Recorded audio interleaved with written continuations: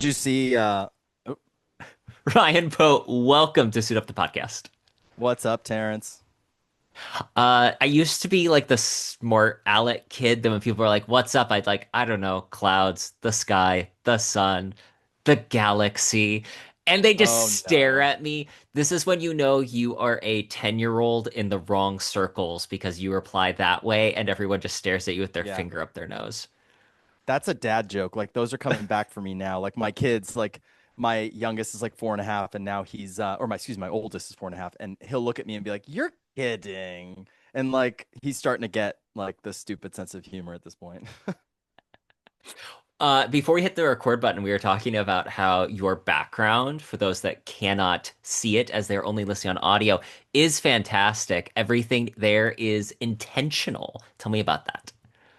Yeah, so thank you to my wife because like I did my first podcast and I just had like a blank wall in the back because like I'm so busy. My wife's like, you got to put something up there, right? So she's an interior designer, so she kind of helped Mm, brand me, and I'm totally okay saying that. Um, but yeah, I mean everything is intentional, and it kind of like the series is it's the Blood and Treasure series. There's a second hmm book, and there's I can't really like announce anything yet, but there's likely more to come, and um, so I've got kind of stuff for book one hmm kind of laid out here. There is some stuff that is in the novel that I have kind of a partnership with, which hmm came afterwards. I don't want people to think I'm like, and I don't mean anything against Jack Carr, but I'm not pulling a Jack Carr here where like I actually used these products when I flew for the Navy, hmm and I included them in the book. And when I Yeah. wrote my first Ethan Cain book, like years and years and years before this book, so but I've since developed a relationship with those companies, so that's kind of cool. They're going to stick around. That's really neat. And so there, right here is a Clive Cussler book that plays a cameo in the book, and for a special reason. And then there are some books I used for research that have a very close tie to the plot. And you can find if you look up, you'll see kind of a teaser. Those books at the top, you can see my finger. Those are the same trend from book one for book two. So Ooh. those of you who are watching and you want to kind of like little, so you can also see here, there's the Makarov 9mm from book one, which you'll see. And down below it is something you might see in book two. Ooh. Okay, I love that you have that intentionality with your environment for one thing. Hats off to your wife. I used to joke that my sense of style, like I decorate my home with one intention, that any woman that walked through the door went, "Oh, he tried." He He needs a woman's tried. touch. Yeah. That was Yeah. the goal. Of course, then when my wife showed up, she was like, "And we need to completely gut this because it looks like a bachelor lives here." I'm like, "But I like that." See, what's funny is within this frame, right on this whiteboard, I actually had to erase half this because this is like planning for another project that I had to hmm take a picture of it and erase it.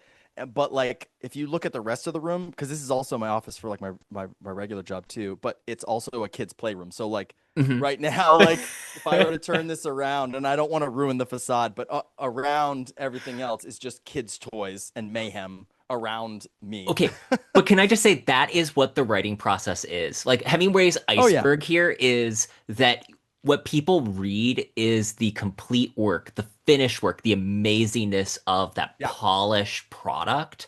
What they yeah. don't see is all the chaos and the throwing things at the wall and going, I really liked X, Y, or Z, so we're going to put it in the book, which is what you do when you're writing. Right. Yeah. Yep. Like very rarely does the finished, chapter or twist hit like it did when you first wrote it. A lot of that stuff is layered in later. But I will say though that like a lot of times there's like some good lines. If you read a line, you're like, man, that was pretty good. That hmm usually came Yes. from the rough draft, like hmm unchanged from the rough draft. And I think that happens to a lot of writers. Like they just are going, going, going, and they just strike gold with a line, and they're like, "Oh, I'm never changing that line." And you like fight the editor is like, "Nope, going back to it." Yeah. Was there anything specific in Blood and Treasure that you remember that you were like, "Oh no, this is not changing. I am doubling down. This is what it is." Well, I never really had to double down. Like Berkeley has been great. Like they, you hear all these horror stories of like losing creative control. Like I have never lost creative control, and Oh, that's and awesome. Berkeley gives suggestions. And there's a lot of hands that came into the pot to hmm give suggestions, but I have a mentality that like everybody's there to see something that I can't see and to make the book better. Like I Hmm. entered into a partnership. So I Yeah. gave up a little bit of, it's a collaboration. And if you can accept that, then nothing really bothers you. It's like, oh, I can see what they're thinking. Like, no one tells you what to do. They just give you a nudge. Like, I don't think you're mean what you're saying, or like it Hmm. might be good. And I just look at it, their way.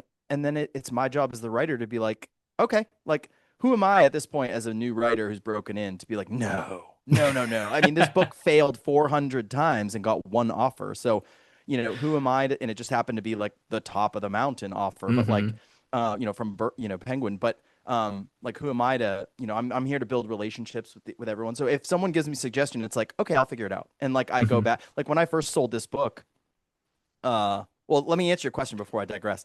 Like the prologue, like is largely untouched from when I first wrote it in December 2022. Oh, Um, wow. That's awesome. I, I wrote it in one morning, and it's been the most unchanged chapter in the entire book. It like if I were to, like, maybe one day I'll do this, like put up, if the book does well, maybe, and people like it, maybe one day I'll put up like the original first draft next Hmm. to it, and you can see how like almost unchanged it is. Um, so like I was pretty big on not changing um the dialogue in the book. So Hmm. like when the copy editors, like their job, like professional copy editors, which I'd never worked with before, their job is to go through and make sure everything is grammatically correct to a standard like Hmm. that Penguin and Berkeley like want. So they'll go through and like and change like all the grammar inside of your dialogue. Hmm. And like, people who've read my work, and I think one of the things I can safely say that distinguishes me from other authors is my dialogue feels very real, and Yes. it flows very well. And Hmm. that's just something that comes naturally to me. I lean towards the dialogue. Hmm. Everything else takes much work. But like I've learned that the dialogue sounds better when you are creating a cadence for the person to speak, because Yes. you can't mimic a conversation 100%. I say Correct. and like all the Real time. conversations are kind of boring. Like I remember seeing a Correct. printout of like this is Yeah. an actual transcription of a conversation, and you look at it and Yeah. you're like, oh, all the things that your editor's eye Right. goes cut, cut, cut, cut. So it's gonna feel, it's always gonna feel artificial. And the trick is you got to give a person a way of speaking, and Hmm. then, don't use vernacular, but you can take a word out, you know, Hmm. never change the way a word is spelled, but take a word out, and then you've made a whole new language. And you can reorder the words too. So like, in other languages, right, sometimes the verbs and the nouns are in different Hmm. places. So if you do that in English, sometimes it helps. But like I use a lot of commas when I am writing dialogue because it Hmm. helps break up a cadence. Repetition, people repeat themselves a lot of times when two people are talking, they ask a question and the other person almost ignores that question exists and keeps going on with what they're doing, right? Like, so there's lots of like little things that you can throw in that help it flow, and the copy editors will remove all that stuff. And and it's maddening because I'm like, no, no, no, you just ruined all the dialogue. And when the copy editor does it, it's not like a red line, like it's changed. So I Hmm. have to actually pull up my original and go back through and be like, no, no, no, that's not how this person sounds, and go back through and change it. And it was a big deal. So if you want to say like, what did I put my foot down on? It was the dialogue. Like if it Hmm. was inside of quotation brackets, it did not change very much. Like I let them do a couple things, like, but for the most part, I wanted everybody to sound, because I put a lot of effort into making each person sound unique and to make Hmm. the dialogue flow. And I wasn't really willing to put my name on it and send it out the door if it was going to be this stunted wooden, like perfectly grammatic dialogue. Like I didn't want Yeah, that at all. So because that's not real life. And even yeah, though dialogue in a story is always going to be heightened, for lack of a better term, yep, that doesn't mean you strip it of the characters. Because if every person sounds grammatically correct, that takes away what makes them like feel real. yes, That yeah, sentence being a perfect example of like feel real. Just that's the yes, kind of stuff that happens in real conversation, which right, I should like pause here for just a moment and ask if you would mind sharing a brief biographical sketch with the audience because you have sure, been on social media fire like recently. And I know that there are lots of Thank people you. listening to this that will have already heard other interviews with you. But still, for those that are new and unfamiliar with who Ryan Pote is, please introduce yourself. Sure. My name is Ryan Pote. I am the author of Blood and Treasure. It comes out this summer. Um, it's my first novel, but not the first one that I've written. I was in the Navy. So actually, I'll start back. I'm from Maine. Grew up in Maine. Went to the University of Hawaii. Studied history. Was a scuba instructor. Bartender. Played live Was it acoustic like music for a Cocktail, while. the movie with Tom Cruise? That was that No, what it, it it was was like. well, kind of. I mean, I bartended a lot of different places. I actually would come home most summers, except with the exception of like one summer. I can't I was there for 6.5 years, going to school kind of on the side. But I always came home in the summer because I'm really close to my siblings. So I would come home and like bartend at a like a touristy, beachside restaurant while I was home. And then I would go back to Hawaii and I would, do all that stuff. So um, but no, it was there's Duke's in Hawaii is very famous on the Mhm, beach in Waikiki, and right above that is a restaurant called Hula Grill, and they're more the breakfast mhm. place, and then Duke's is like the night environment. Well, like, Duke's bartenders are like legendary, and to get a Duke's bartending job, I mean, they make like six figures, and like so the it's like a long waiting list. You got to cut your teeth. So I got a bartending job at Hula Grill, which is like the on deck circle, and I was a breakfast bartender. So I would show up in the morning and make back scratchers and mai tais for all the like elderly crew that wake up early and just start drinking. And when I say early, like 4:30 in the morning, they are downstairs drinking a back scratcher or a Bloody Mary or a mai tai or Hashtag life like so goals. I got yeah, so I got really good at making those drinks, and then but they would only need like one drink because they would nurse that drink all morning and Hmm. just talk, like um, or play like card games and stuff, whatever, like just out on the beach. And then so then I would go and make pancake batter, so banana macadamia nut pancake batter all morning, like their signature. So I would just like be making pancake batter. I got really good at banana macadamia nut pancakes, but then my shift would be like 3 a.m. to 7 or no, like 6 like 45 ish, and then I would hop on a bicycle because the traffic is so bad in Waikiki. I would go down to Ala Moana, which is like a couple mile bike ride, and then I would load up the dive boat, and I would take customers out on like tour dives like Hmm. all day. So that was kind of like my life. And then I'd get out of that job at about 7, so it'd be like 7 to 7, and then I would play live music at a place called Tropics on the beach at the Sheraton Waikiki. Did you And so sleep? like yeah, oh yeah, I slept great, but like I was just working all the time, and I went to school. Like that's why it took me like 6.5 years to go to school because I was just like loving like working out there. So that was all like before the Navy. So, anyways, I was supposed to give a biographical summary. So sorry, everybody. Then I joined the Navy. I was in the Hmm. Navy for 12 years. I was part of a joint interagency special operations task force. We did counter narcotics in South America with Operation Martillo. Wow. We're basically like attached to the Department of Homeland Security. I was a pilot. I flew the H-60 Bravo, which is kind of like, for those of you who don't know, it's the Seahawk. It's retired now, but it is a Navy variant of the Black Hawk. Okay. We had sub hunting equipment, we had air Ooh. radar, surface radar. We carried two gunners, a sniper with us, and we would interdict, in partner with other, Hmm. boat crews and things like that. We would locate, interdict drug smugglers, disable their boat, do aerial overwatch, um, stuff like that. Other types of special operations like upriver and stuff like that. So that was pretty much what I did. I did 3 deployments doing that. Thank you for your service. Then I came back. Oh, thank you. And then I did a search and rescue deployment where I was a search and rescue pilot for NASA, but also for all of Naval Test Wing Atlantic, which is like U.S. Navy Test Pilot School. So I did that. And then, because of my injuries from emergency landing, I was constantly going up and off flight status, and eventually I was grounded permanently. And I started working for JAG, and then when I got out of the Navy in 2020, I became an investigator for the DoD.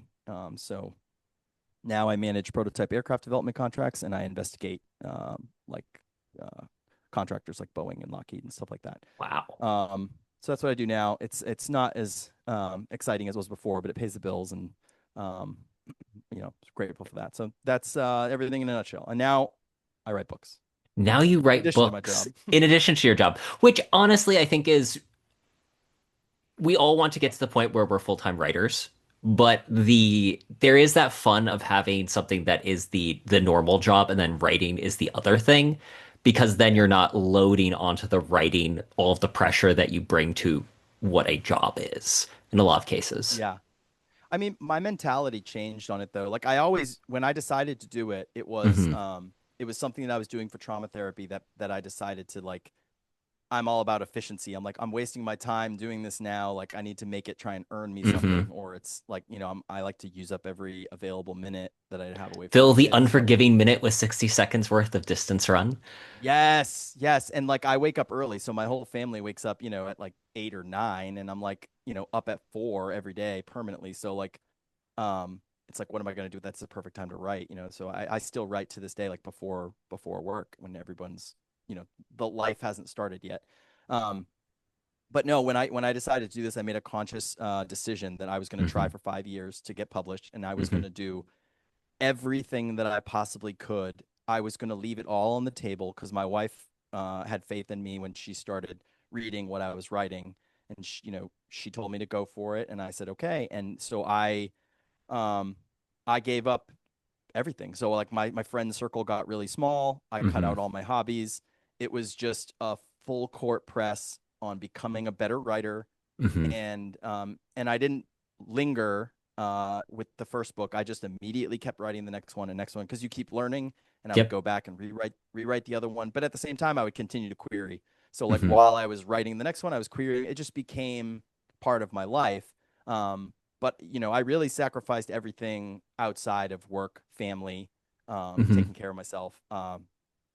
And that's how my process got so efficient. But and yeah, so when it comes out July 22nd, 2025, will be almost 1 year to the day that it will be almost 5 years to the day when I told my wife that I was going to give it 5 years. So that's Wow.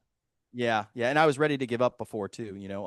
I had over 400 rejections, almost every major literary agency, and you know, even the publishers who bought this book had rejected it previously, and not a word changed. It was just my Oh, really? attitude and my attitude, and my representation changed, and I had an agent before who was not a good fit, was not, Hmm. I'm not going to say who they are, but not a very good agent, Hmm. and and then so it's just all timing and Yeah. persistence, and it just so Well, and I think that we're definitely at the stage where publishing is ready for this book. Blood and Treasure is a fantastic read. It's an adventure story, and it fits right within, like, you've been posting on Instagram recently. Ethan Cain found it first in a lot of instances yes, where it's funny to see all these things. You wrote this book 2 years ago, 3 years ago now, and I started it in December of 22, so yeah. seeing the things that you wrote in this book start to like actually be found, Yeah. discovered, or gain popular consciousness is like, oh, you really are at the right time. And you were ahead of your time in writing this book. Um, I think a lot of authors end up with that because you're always trying to find the next novel idea. But I tend like whenever I write something, like I write something kind of what I like, but I also Hmm. like the fringy, Hmm. unknown kind of mysteries that can't really be proven or haven't really been. So like Clive Cussler was great at doing something that couldn't really be proven wrong because he would Hmm. take something that was real, that was a true mystery that we probably will never know, and then he would tweak it with a little bit of fiction, right? And so I think that stories like that have longer legs. If you write Hmm. about like all current events, Yeah. it's gonna the reality is gonna set in, and then you're gonna be like, well, that's not how it happened, and I'm over that. I have brain fatigue on that. So like I tend to just stick to the kind of mysterious, unknown, Hmm. fringe topics, and I find it's a little more of a compelling read for people like us who like this genre because you've had the same old. And then I feel like if you take that kind of fresh new idea and insert a little bit of the same old, it Hmm. kind of freshens up the same old a little bit. Yeah. So like when I wrote my very first manuscript ever, it was an Ethan Cain book, but it was centered around South America and drug cartels. Hmm. And in it, like he uncovers that like the Amazon was actually populated by like tens of millions of people, and it's actually a vast metropolis, and it wasn't, the big Amazon rainforest that we know today. That was in 2020. So 2022, Nature published an article that proved that, and with lidar and like everything. So they and I was like, oh man, like talk about being like prophetic, like so like I've saved that first book, and I'm just like, one day I'm going to rewrite this, and I'll bring it back, because that was when I first had the like whole Ethan Cain found it first thing, Hmm. because I was saying that all the time. It became like a little thing between my wife and I when, like, that Nature article came out. I couldn't shut up about it. And like every time I would see something, I would just be like, Ethan Cain found it first. Like, I really enjoyed Blood and Treasure. The moment I awesome. saw this cover and read the premise, I was like, I need to I can't just read the book. I need to talk to the person that wrote it. And Oh, that's great. it's a darn good adventure. Like these are the Thank you. books that I want to see more of in the world. I'm not really a big super Me too. tactical thriller guy. I'll read some now and again, Yep. and you've included Yep. some tactical thriller elements in here, but it's not the point of the story.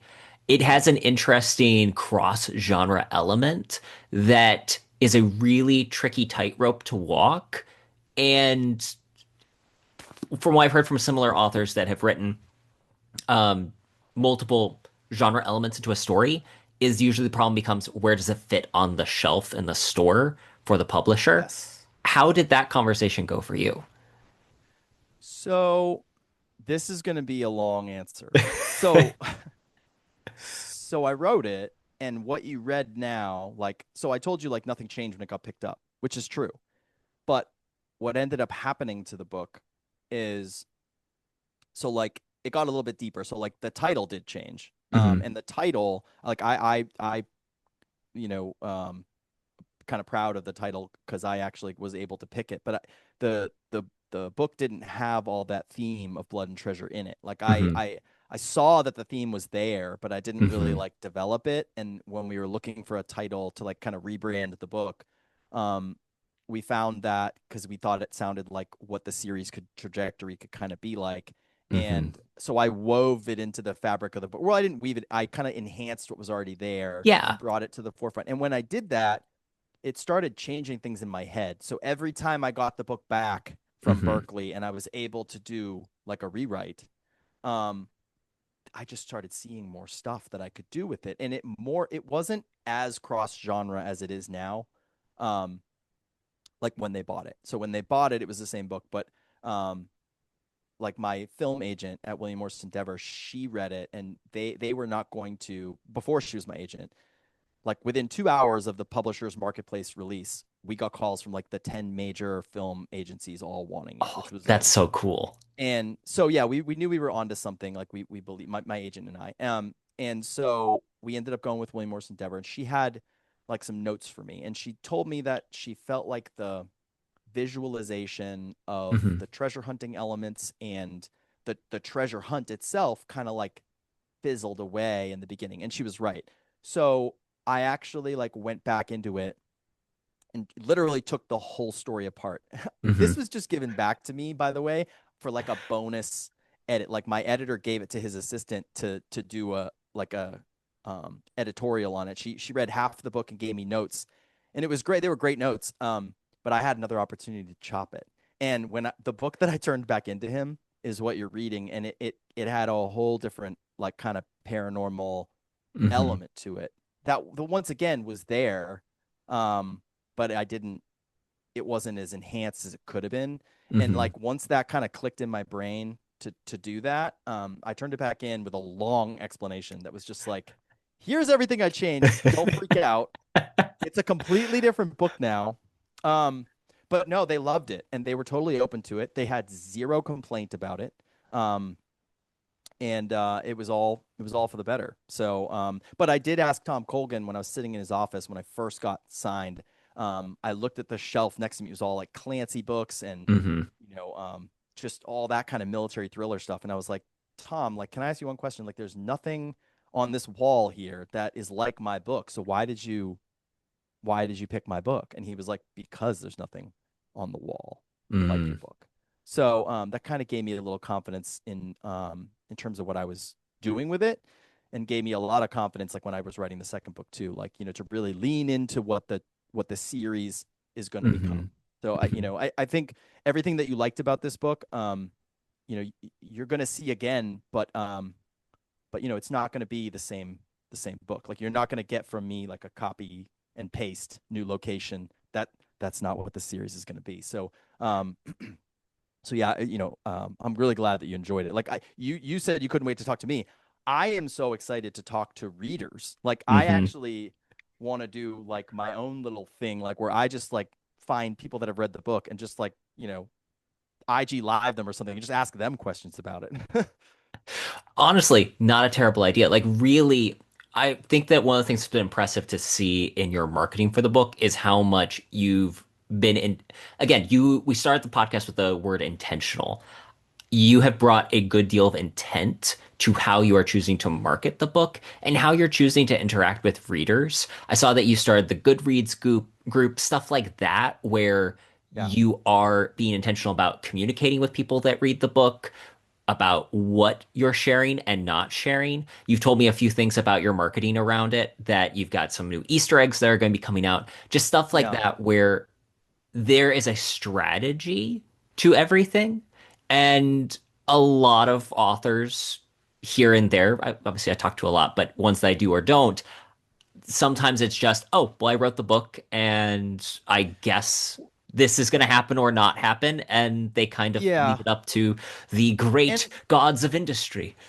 yeah, and like I can't fault them for that. And it's to put it in perspective for people, like most authors, it's going to take like not, their first book could take them however long, and all of a sudden they're on a timeline to write a next book, and they still have a Hmm. job, most of them, Hmm. and that's a seriously compressed timeline, and there's all this pressure to put out like how do I bring out a second book, and that's why a lot of second books, and The I'm not going to sophomore mention slump. names. Well, not just a sophomore slump, but it ends up being the same book, like in Yeah. a different location, and Hmm. like because there's so much pressure, and I even felt it too. Like, oh wow, now even though I've written 5 books, like now, like all of a sudden people are paying attention. They're gonna expect something, right? So like there's a little bit of pressure with it. The timeline's compressed. That's why I think you end up getting so many books that are just a copycat of the previous book, and that's why they don't go past book 2 or book 4 is where it dies, the Hmm. series or whatever. Um, so once again, very intentional about that over here. But I also write very fast. Like when I was writing and not getting published, like I was constantly trying to whittle that time down and Hmm. improve the product with less input and make it work with my life. Because if you write a book and it ruins your life because Yeah. you let everything go, your family is not going to support you anymore. Like, Hmm. so I had to really like make sure that I was doing this, and like my kids still knew who I was and they had no idea that I was even doing this because I could turn it off and put it away, and Hmm. and still be dad and still, perform at my job and still, be a husband and be present. So, I think, being able to write that fast, I've got it down where I can put out a book pretty quickly now. And that gives me freedom to Hmm. do all the other stuff that you said. And then, yeah, like, when it comes to the publisher, yes, the publisher is going to do some stuff, but they wait until the very, very end. Hmm. And, I have an entrepreneurial spirit. My parents were entrepreneurs. I grew up, and, when I committed to this is a business. Like I didn't take, my advance money and like go buy, like I did buy my wife something nice, but, Good move.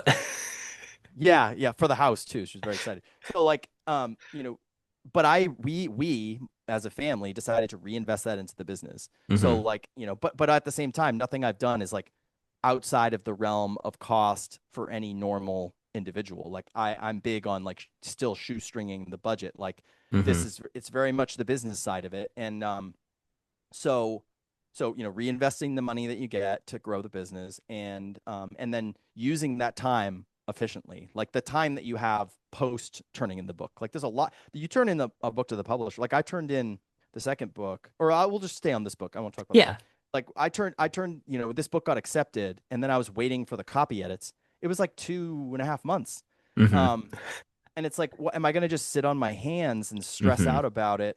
Or am I going to start thinking of what I can do? Am I going to start working on my website? Am I going to start, Hmm. writing extra content? Am I going to, and that's where a lot of these other like, codes and secrets and ideas came out, stuff because I was poring over the book while it was waiting on copy edit, and so I would, be like, oh, I could do this here and I could do that there, and because as a debut author, you got to think ahead that like your book's going to come out, Hmm. some people are going to read it, but then if people liked it, there's nothing that they can read of yours Yeah. until your next book comes out, and then they're going to start marketing your next book soon after, or not marketing, but it'll be available for pre-order soon after that. So all of a sudden the focus shifts. You always see like the debut comes out, and then like 4 months later, now all of a sudden they're prepping for the next book, and it's like whoa, whoa, whoa. So I wanted to figure out a way that I could maintain relevancy with the Hmm. people who enjoyed the book, and then give them something in a non-monetized way Hmm. that was engaging, quick, and enhanced the experience. And kind of all of it was kind of like um, it was satisfying. It would be satisfying, but also hype for the next Hmm. book. So just kind of looking at it as a reader, entertaining, but at the same time using that free entertainment, not in a cheap or gimmicky way where I'm going to leave you with cliffhangers and like, no, no, it's all complete satisfying stuff, but try and maintain relevancy until the next book. And so that was kind of what I decided to do with the whole, if you want to call it a brand. Hmm. Um, and I'm really the hardest thing is keeping my mouth shut about it because um, I'm just so, I enjoy it so much. Like I Hmm. wish that I actually wasn't the writer of it and that I was on the other side receiving it. Like I would Hmm. be eating it up. So I hope everybody has the same experience when it comes out. Weirdly, what this reminded me of, and it's because I'm a big fan of How I Met Your Mother, and they've been doing a rewatch Yeah. podcast. And Okay. having I came into the show like towards the tail end, I was still pretty young, but they did so much content around the show. Barney's blog, having like different jokes based on, okay, they know this episode's coming out this night. They have tweets related to like Barney's tweeting in real time. His Yeah. tweets are coming out. Yep. That kind of marketing isn't something that comes to books that often. And it's really Yeah. cool to see you bring this whole, it enlarges the world rather than simply being Right. just another book on the shelf. This is really Yeah. a story and experience in a world, which to that Right. point, I feel like we would be remiss if we didn't talk about Ethan Cain, the hero Cool. of Blood and Treasure. Where did Ethan Cain come from? Because he's got a very distinct look, appearance, and character that I love how he's lived in. He does isn't that Yeah. immediate like fresh you walk in, he's just a Sam Worthington, Jai Courtney cookie cutter press hero Yeah. that's coming off Yeah. the assembly line. He shows up and you can tell he's a person. Yeah. Um, so that comes from two different things. One is I wrote two books with Ethan Cain in it before Hmm. this. And when I wrote this book, like every Ethan Cain book to come, um, it's not it's a continuation, but everything that I've written with Ethan Cain and will write um is like it was the first book. So Hmm. like they're all true standalone, if you will. So I always find unique ways to reintroduce the character and make every book feel like it's the first book in a new way and not like Hmm. regurgitate. So when I wrote this, it was the third book, but I was very intentional about making that it could be the first book because the first two weren't doing well. So he already had a backstory kind of that I developed, and I was like, okay, I'll find different ways to kind of bring these little nuggets out.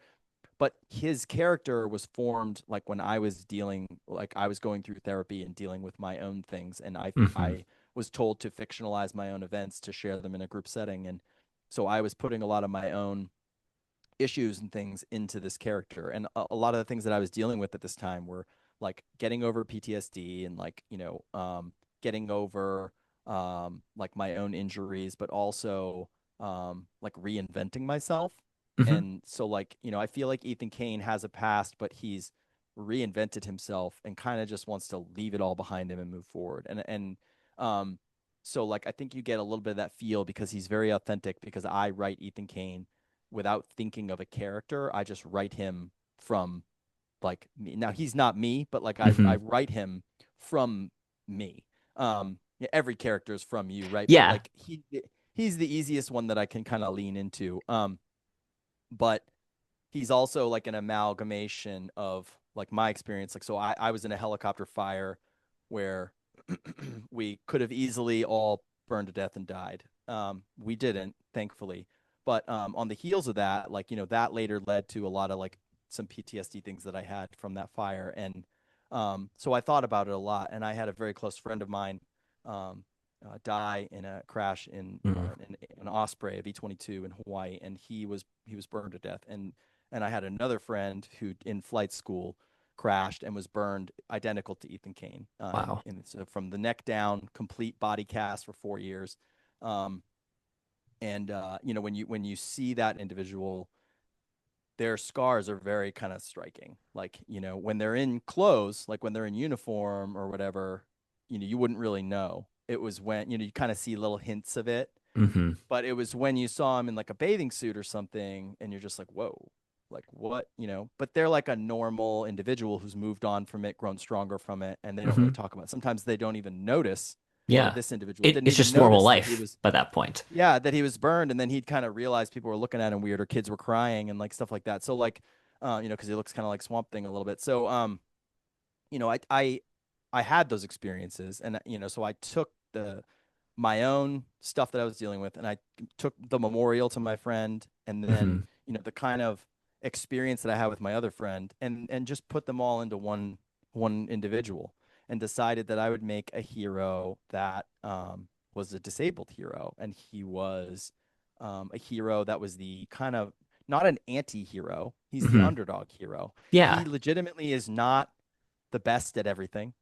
um, he just like does not give up. Like that Hmm. is him. And when I say that though, like there's a lot of books where like, um, I think when I pitched this to my agent, I was like, this is not a book with another jammed gun and like, series of like, just convenient things that happen like it's very just like it's just gritty, like he's Hmm. just not going to stop.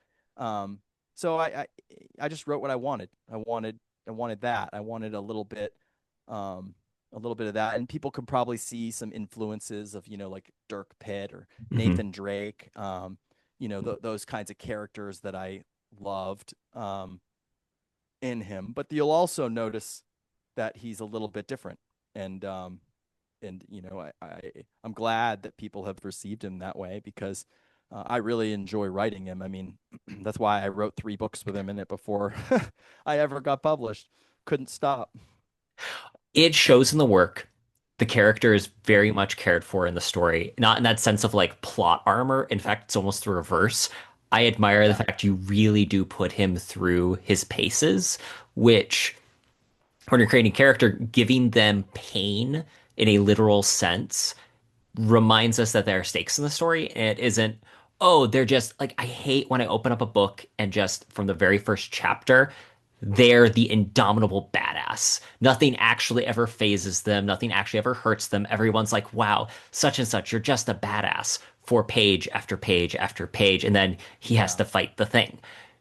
There's that yeah, wonderful Indiana Jones-ish element where he is the underdog. He's someone who gets hurt. He's someone who messes up and makes mistakes, but still grits his teeth and pushes through.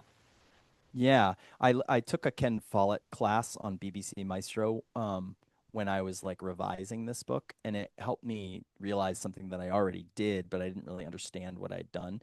It's Hmm. that like, you can have action all day long, but if you don't have a character that you care about the action Hmm. happening to, Hmm. then it really doesn't hit. So if you're ever reading a book and you're like, this action is awesome, it's really cool, but I'm not really feeling a connection to it, it's likely because the character is either underdeveloped or the stakes for that character don't feel realistic, and it's just a sequence of events happening rather than Hmm.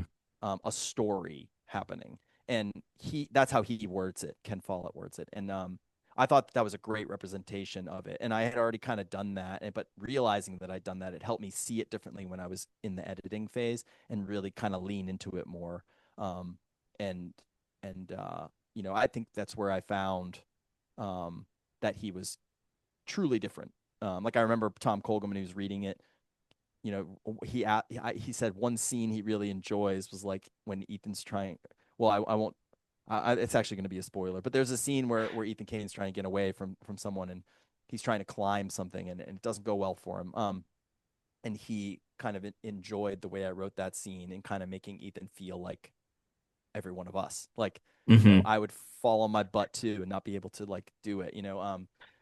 So yeah, there's those kinds of things woven in. Like I really wanted him to feel like the average person, and because I wanted the average person to read and feel like they, you know, that's like what immersive writing is, right? It's Hmm. you feel like you could be there and you could Hmm. be doing that, and the character knows all this stuff. So like when he's flying a plane, right?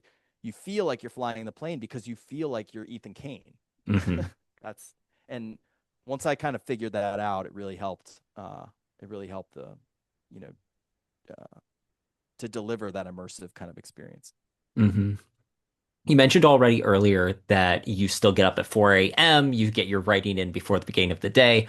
What Yep. does your writing routine look like? Do you have a consistent writing routine, or is it just Yep. start time, move on? Yeah, it would so it's start time and go. So like I prep everything. I don't linger at this. It takes me about once I decide what I'm writing. So when I decide what project I'm doing, so I've been writing nonstop, like all different kinds of Hmm. projects from this. So it's a lot more than just what's come out. But Ooh. you know, when I decide to write a project, um, I've already been thinking about the idea for a very long time. So like the Hmm. idea has been in my head for years possibly, and just marinating, and eventually I'll get all the pieces together. Like for an Ethan Cain book, right? There's a lot of different elements in this book, and you know this series to come. That's kind of the flavor of it. So there's a lot of different pieces that come together, and Hmm. if I don't have all those pieces yet, then it won't fit. And it's not formulaic, but like it needs to have the different Yeah. elements that give you that feel. So like I'll have ideas ruminating, and like one day I'll learn something, and I'll be like, oh, and that's the missing piece, and all of a sudden my brain starts going. And so when I decide to get a project going, I've been thinking about it for a very long time. I'll jot down some notes, and then I start doing some like research where I'll compile. I was a Hmm. historian before, so like, or I got my master's in history, so like, you know, I was trained as a professional historian, so I you have to you ask, do you research. have a favorite historical period? Well, I kind of focused on pre-American history, so like, Hmm. you know, the Native American pre-history of the United States was kind of my main focus, and then up through the colonization and revolution. So Hmm. I have a lot of that's what I've researched the most. But my favorite is like ancient stuff that like we can't describe. You know, I think that is just it's really fun. Uh, But but so yeah, so like I'll do some research, and then I've got kind of it down. So when I say research, I put together what I Hmm. need for research. So like, oh, Yeah. get this, get that, like a lot of headline reading and books that I Hmm. need, and I kind of put together my research package, and which is what a lot of historians do because I have a hypothesis, which is my basic plot. Hmm. And then once I've got all that, that'll just sit in a folder until I'm ready to push go on writing the project. And when I do, I plan it out. So I plan out 12 weeks. I align a workout program with it so that I have Hmm. multiple things that I'm focused on. I write Monday through Friday only. I don't write on the weekends because that's time with the family. And I treat it like a job. Hmm. So, you know, I have to be at work every day at 7. So I have to be writing every day at 4. Hmm. So, or Monday through Friday. So I wake up at 4, my alarm goes off. Um, I go and sit down at my computer and I just start to go. So, my computer might be in my bed with me next to my kid. You know, it's Yeah. wherever it is, and it's a laptop only. I don't get, Hmm. you know, if you get screens and you get a seat that you like, all of a sudden you're going to get into a position where that's all you can write in, and Yes. if you have your laptop on a street corner, you're not going to be able to write because you need your environment, right? So I try and just stick to the laptop and keep as little things with me as possible. And so I use Scrivener, so everything has been Hmm. outlined in Scrivener. It takes me about Hmm. 3 weeks to outline, research everything, and then I go and I start writing before I'm 100% ready. Like Hmm. a lot once everything fits together and I know where the information is, I don't linger in it because the longer you do that, you're going to second guess yourself. I just jump in. The hardest thing to write is the first two chapters. But once you do that, the momentum builds. So like I'll just jump in, and some of my outlines are long, some of them really short. So like I'll go in and like sometimes I'll have like a Scrivener outline that's like whole sections of dialogue that I just thought off the cuff, or it's one line, the purpose of the chapter, like he gets away, like something like that. Yeah. And so I'm kind of a pantser in that sense with outlining. But I'll sit down and I write for that 3 hour block. And when the timer goes off, I have to go to work. So I save, back up, and I close my work and I go. But yeah, I just write, and I do not open back up and reread what I wrote. Hmm. I just keep moving forward. And if there's something that changes, or I feel the need to go back and read something, I rarely do that. But sometimes in the first 5 chapters, I'll be like, I'm kind of losing where this is going. So I'll go back, but I'll just make notes to future Ryan. Hmm. To I don't get in there and change it because there's two different sides of your brain. Like editing is analytical, and like writing is creative. And if you try and mix the two, you're going to lose it. So Hmm.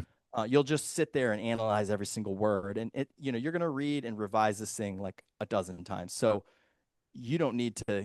You need the story on the page. So I just write as fast as I can, and I just keep going. And even if it doesn't feel quite right, I just keep going and push right through it.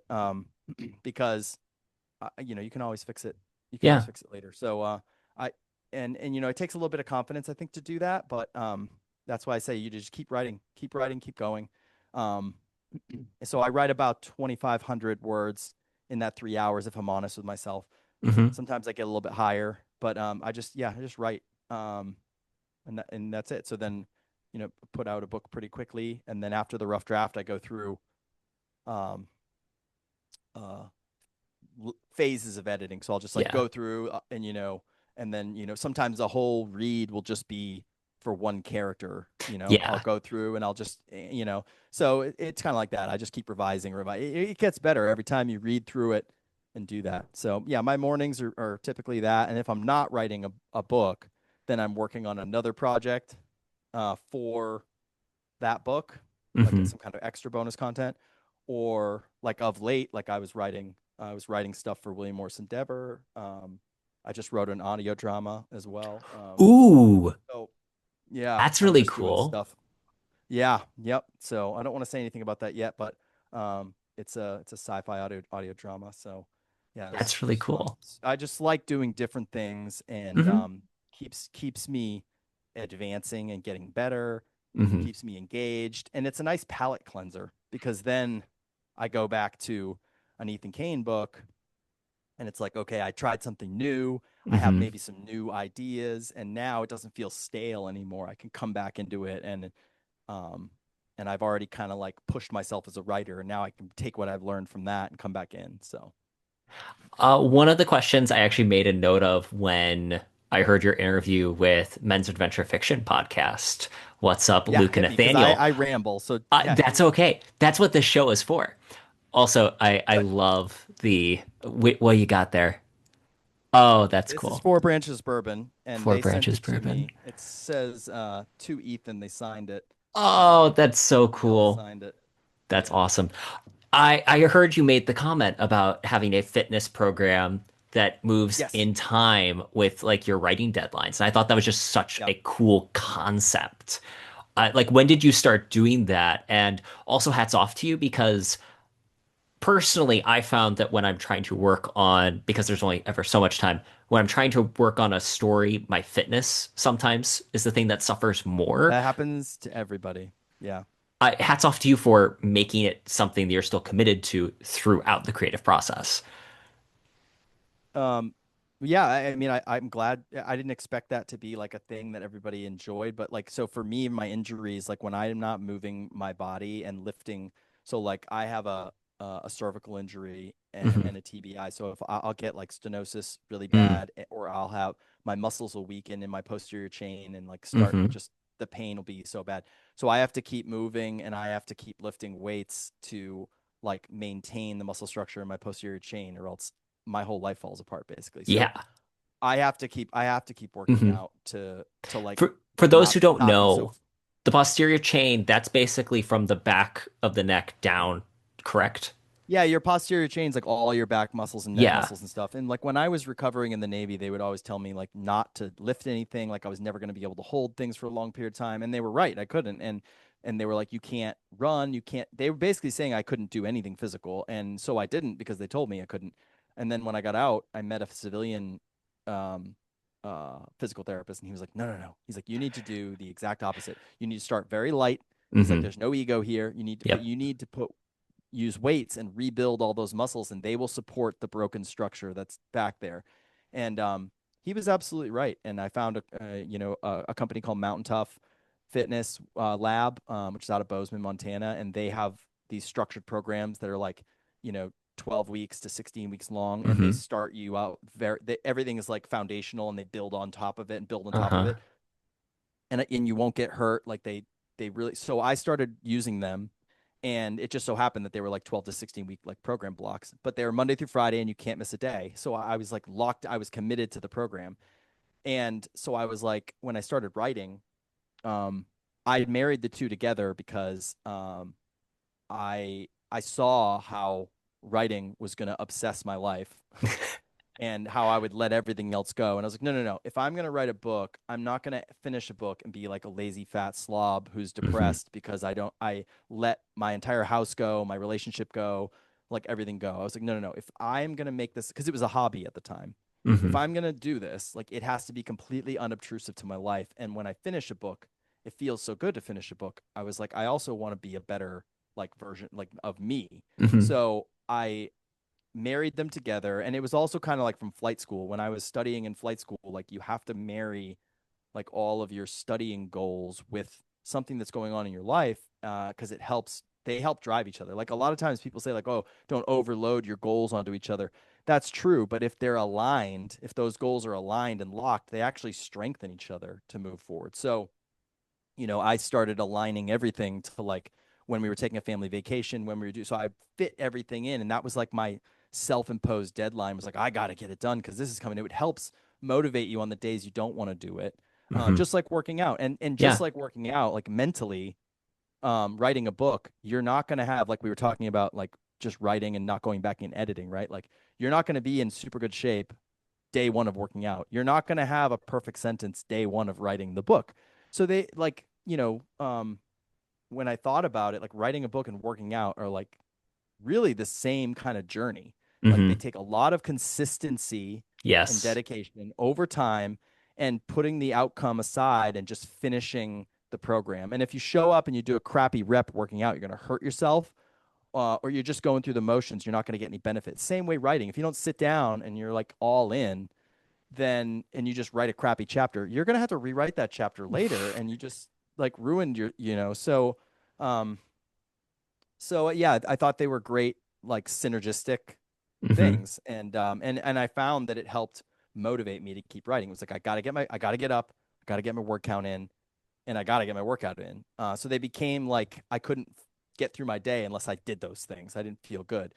And then also like writing, like your brain is going crazy after you're done. Yes. So like working out right away is Hmm. like a clean break. Like it just because I would, you'll think about it all day. And I've had instances where I'm playing with my kids and I'm just thinking about the book and I'm like, what am I doing? I'm wasting time here. Like, my priorities are jacked up. So work out, clear my head, and then, your subconscious is pretty powerful. Like Hmm. if you stop consciously thinking about your book, the subconscious does amazing things with your if you know the next chapter you're going to write, or the next, where it's going, your brain will do amazing things, and you'll wake up in the morning and you'll just be like, wow, I know exactly what I'm writing today, and I'm just going to sit down and go. So yeah. I think it's really cool the when I writing has always been a consistency issue for me. It's really easy to get Mhm. off of the consistency train. Yep. It changed a little bit when I had a friend that challenged me that I was really good at showing up to my workout, but Yeah. I didn't show up to write. And Yes. once I clicked that, still a little inconsistent from time to time, but it's definitely improved. And I just find the relationship between the actual act of moving your body and being Yeah. creative, there's way more cross connection than I think Yeah. people realize or appreciate. Yeah, and like there are a lot of writers who say, "Oh, I write every single day and constantly," and I'm just like, well, like good on you, but that would burn me out. Like Hmm. writing every single day nonstop would absolutely burn me out. If I Yeah. know I have a goal and I have a project that I'm working on, Hmm. that's why I say projects. Like I have a project and I get prepared for it and I do it and I execute it and I treat it like I'm an athlete training for, Yes. whatever. Yeah. And same with the workout. And then when it's done, I feel good. I feel ready to go. I've improved as a writer. And then I start thinking about a different project to do. And you don't have to do it right away. Like Hmm. I take time off in between where I don't write about it. I don't write at all. But I think it's very, and doing a book is a monumental task. Like It's slaying I, a I monster. yeah, but I will say that when you compress it, when you really figure out how to shorten the time, it actually makes it go faster because Yes. yeah, when that book is on your mind and you're going quickly, you like cuz I've written a book before where I had a break because I changed jobs um I had like 3 months off. When I picked it back up again, I was like 20 some thousand words in. I couldn't remember the characters' names. I couldn't remember where I was going with the story. Like all the momentum was just shot. And Hmm. I can only imagine writing a book for a whole year. Like the end, you're not even going to remember what was going on in the beginning. Like the trajectory of the story is like going to be all like muddled up. Um, and that's just my own, preference or whatever. But I think like, manageable chunks, like, okay, I'm going to dedicate 4 months to this Hmm. book. And when I'm done, I'm going to be this level of fitness and this book is going to be done. And then, maybe I'll teach myself how to write screenplays for fun. And the cool thing about Mike Madden got me into writing screenplays. And, it's been great because it's actually led to some more work. But what's really cool about a screenplay is you can put your entire idea for a book because we all have ideas, like tons of Hmm. ideas. They like Louis L'Amour said they like ate at his brain because he had so many ideas, couldn't stop writing. Like, but that happens to all of us. Like, you have lots of ideas, and you're like, oh, I want to like a screenplay is like 100 pages. You Hmm. can write one when you figure out the mechanics of it. You can write one in 2 weeks. Yeah. Once you figure that out, right? That's like the best outline you could ever have for a novel. True story. You've developed the character. It's not a fully fleshed out novel, but Yeah. your idea is fully Hmm. fleshed out and the characters are going to feel real and you've got a Hmm. great starting point. And oh, and by the way, you have a product that you can actually sell as IP. Like, so I'm not saying I do that with everything, but like if I have a story that I really want to tackle but I don't have the time, Hmm. I'll do something else with it. Like I also have, I like comic books are fun like as well.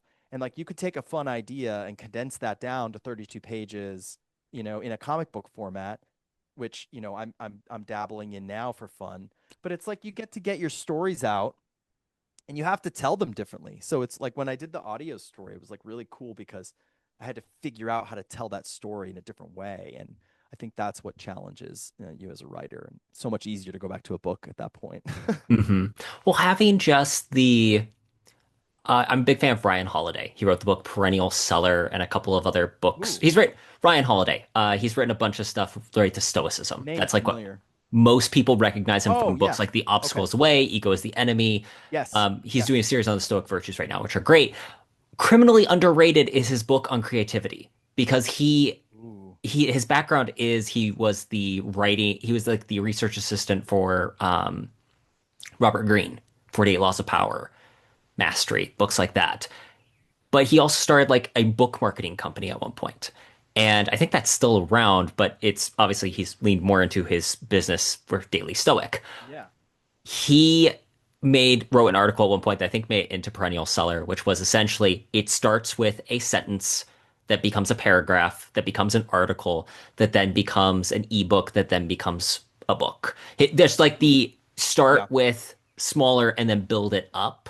And his concept was make a minimum viable product, something Yes. that gives you market research to figure out what the idea can be pushed out. I just finished Yeah. writing shameless plug, Unwanted Passenger, a novella that was the grand prize winner No, for go Veritas ahead. Entertainment. Yeah. That was my MVP for this concept because I had the Cool. idea for the character and the situation for a while, but didn't Hmm. quite know what to do with it. the novella was the perfect size for me to just get a short version of the story out, see what the market Yes. response is, and then I can, current project now has been expanding it into a Yeah. full flesh novel. So I Yep. think it's really neat when you can do stuff like the audio drama because that's also this unique, it's a fun medium. Like, I don't know about you, I grew up Yeah. listening to radio drama and radio theater. Yep. And that medium is such an interesting one that is so perfect for doing an idea that then has legs potentially to grow into something larger, but it's also something that can be just a fun, self-contained story. Yeah, exactly. Fun, self-contained story pushes yourself as an author, but Hmm. also like it's another medium out there. And Hmm. like, are you a storyteller or are you just a novel writer? Like what, Hmm. like, like I feel like I don't know how, but I would write anything because I just Hmm. love telling stories. So yeah, I mean, I'm all about all of it. I got to be very involved in the audiobook version of this book as well, and Hmm. which is kind of how I got into writing an audio drama. But it's apparently not typical for new authors, so I kind of stopped telling my author friends about it because they're like, "Wait a minute, what? You got to pick the narrator? Yeah. What did they send you? Like two people? No, I got eight auditions.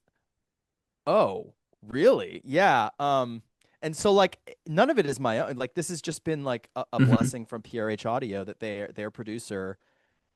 We've just started a dialogue and a friendship, and he's reached out quite a bit. And the book is very unique to adapt to audio because there's some Hmm. stuff in it as well, and there's a lot of characters. Not over. I don't want to scare off readers. Like not an No. overwhelming amount of characters. Like Can I just yeah. Go quickly ahead. say one of the Yeah. things Yeah. I loved about Blood and Treasure? Because I feel like we've had a fantastic conversation so far, but I haven't pitched this book enough to people. Readers, get Blood and Treasure. Oh, It's thanks. amazing. You do a great job peppering this book with what I'll call supporting characters who never take up too much space. You don't feel like you are trying to keep track of 12 to 15 people. Yes. It's Yes. it's got a good solid cast where there's the core group, there's the core protagonists, you've got the larger supporting characters, and then you have the ancillary characters. Even the Yes. ancillary characters don't feel tedious. They don't feel like they're Yep. extraneous. They don't feel like I call them ancillary, but they don't feel ancillary. They're just a They're part of the, atmospherics. yes, Yeah. it's a part of the world where it feels like these are real people. Correct. Yeah, they and like, hat tip to a Ken Follett's BBC Maestro course as well. Which like I was doing this, but he kind of explained how and why. It's like your brain can only handle like seven things at once. And Hmm. it's even less when you're reading because you're trying to follow the story.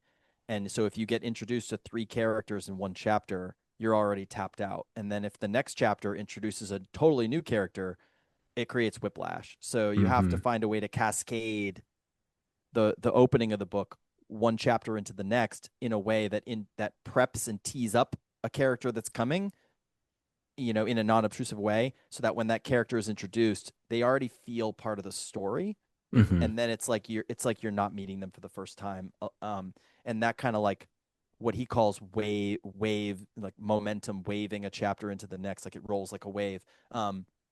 And then like when this is all what he says, and which I totally agree with at this point, and how I adapted Blood and Treasure in the beginning.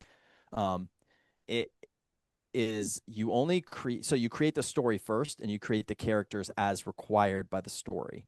So Hmm. like if a lot of people will sit down because I read a lot. I judge for the Adventure Writers Competition, so I read like 100 books like a year for just that competition. And um, So cool.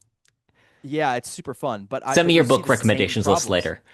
Yeah. So, well, a lot of them are unpublished manuscripts, but you get a lot of the same problems. And Hmm. I've done this in the past.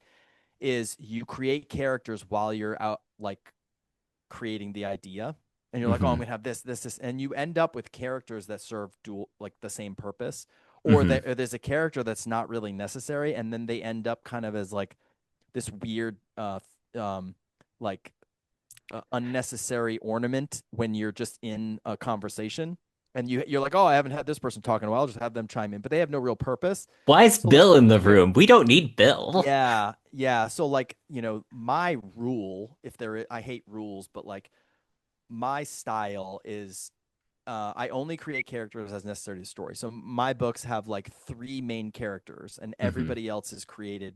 as necessary for the story. Like in this book, you'll meet a cast of characters, but I created them all to fit the scenes in the opening. Hmm. And because I needed a person above the water, below the water, I needed a person on the shore. So that's why there's that many characters. And then later on in the book, like when you see characters come in and out, like I won't say how, but like, you know, you have to find a way to pull a character out to bring another character in because otherwise you're just going to have too many people. Um, so you got to manage that within the story. So then the story starts to tweak because of who's Hmm. already there because of the way you wanted to open the story. And then everyone else is what I call a throwaway character. If they don't serve a purpose and they're just for atmospherics to create, like when you start reading this book, you are in mission control in Houston and NASA, and you are in the middle of a problem, and there are people talking or whatever, and it's so those characters don't need a name because you only need the person that you're focusing on, but they're still there, and it makes it feel real. But they're just this, the radio technician, the this person. You just give them a throwaway name because then as the reader, I don't have to remember that person. They're just here. It subliminally tells you that, and I love that technique. I think it lets you do things. Once you get the hang of it, I think it lets you be a little more bold. Hmm. You know, like if I didn't do that, I would never have been able to make the opening of this book um, feel or like read as well as like I love the opening of the book. And I It's think great hook right at the start. right, but um, I think it feels pretty immersive when you're Hmm. reading it. Like, and I think that those characters that don't have names help that. Am I framing that correctly? Hmm. Yeah, I'd say so. Ryan, I want to talk with you endlessly, but unfortunately we can't, which means obviously you need to come back on the show for a future Oh, we're done conversation. already? Bummer. I know, but don't worry, you shall It's because I return. ramble. I ramble too much. No, no, no, no. Our show thrives on rambling and rabbit trails, so I had a blast. Where can people go to learn Awesome. more about you, your work, and Blood and Treasure? All right. Blood and Treasure comes out July 22nd, wherever books are sold. And you can find me ryanpote.com. Check out my website, or I'm at all the social channels, including Goodreads, at Ryan Pote Books. And we will link all that in the show notes. We'll also either Thank have you. recently announced the giveaway or we'll be announcing the giveaway soon. So whenever you are listening to this, know that at some point you will know if you won the contest. Sweet. Thanks for coming on the show, Ryan. Thank you. Awesome. I'm ready I'm so for it. excited. I'm ready for it. We had a lot of great entries. I'm going to click the buttons. We're going to find out the name, but you tell the audience what they won. All right. They're going to win the Indiana Jones Xbox XS, um, the Great Circle video games. Phenomenal video game. It's part of the canon it's set between The Last Crusade and Raiders of the Lost Ark. It's done with Harrison Ford's image and voice and everything. It's awesome. So it's not just a video game. It's like a little movie. And it comes with all the extra downloadable content, collector's edition. It's got a little artifact in it. It's really cool addition to the game. And the downloadable Order of Giants like extra game. So it's super Hmm. fun. I threw this in there and did this because my book has been harkened to kind of like a modern Indiana Jones in multiple different reviews. So I thought it'd be fun to throw this out there. The winner will also get some Roman treasure from my personal collection. Ooh. So you'll get a coin from that I curated myself. And then you'll also get, I've upgraded this since then, a hardcover first edition signed of Blood and Treasure. Oh my goodness. They didn't even know that they were getting something this awesome. Nobody knew that they were getting that. Gonna click the button and we'll get the name of the winner. Just Let's wait, we're do gonna it. click this and we're gonna find out it's one of our comments that we applied to someone else. I hope I win. Two, one, and KB Smith writes, "You are the winner of the giveaway. Nice. Katie Smith Congratulations." writes. All right, so parents, you're going to DM them, get their Hmm. information, and then I will send out this week Awesome. the stuff. Well, thank you for doing this, Ryan. Thank you, everyone that entered in the giveaway. Congratulations, KB Smith writes. You're awesome. Hey, we just had July 4th, and now we've got a whole new celebration as we get closer and closer to the release date of Blood and Treasure. Ryan, thank you again for coming on the show. Thank you, Terrence. It's awesome. Let's do it again.